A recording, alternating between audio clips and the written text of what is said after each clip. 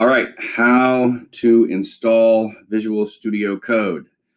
I am on a Windows machine, so I am at visualstudio.com for their download to download Visual Studio Code.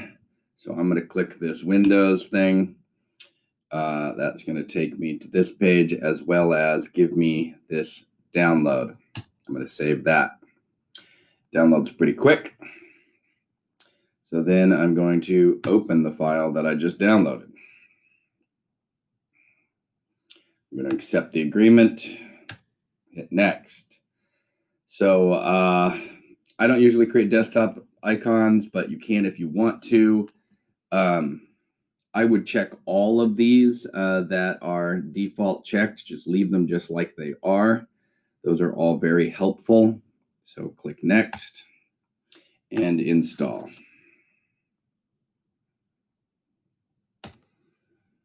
Okay, so it installs very quickly. So this, when I hit finish, it should launch it. Put it and installed it, and you fire it up. That's basically what it should look like. So the first thing you're going to want to do, eventually we're going to start doing Python files.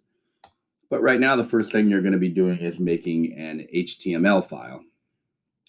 So what you're going to do when you create any file is the extension of that file really matters. So I would do File, New File. And then I need to give this file a name. So once I hit New File, you'll see that it's just called untitled/1. I need to give this file a name and I need to put it somewhere. It's the name that will tell Visual Studio Code what kind of file it is. So in this class, it's going to be important that you manage your files. So I'm going to do Save As. And I'm going to go into my Documents folder. And in here, I'm going to create a new folder called, let's see, Capstone.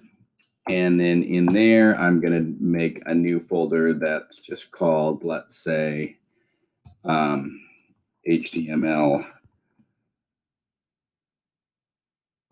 projects. It's up to you how you want to organize this, but at the beginning, you're going to be doing HTML, so HTML it is. And then here, I'm going to say test.html and save. So now it knows that this is an HTML file. And so when I do things like type HTML and hit tab, it automatically puts in the tags for me.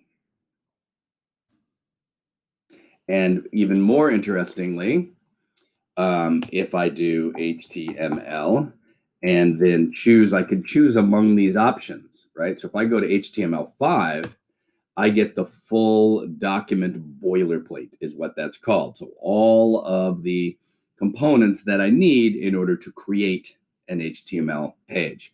But all of that is already and automatically installed. Okay, ta-da!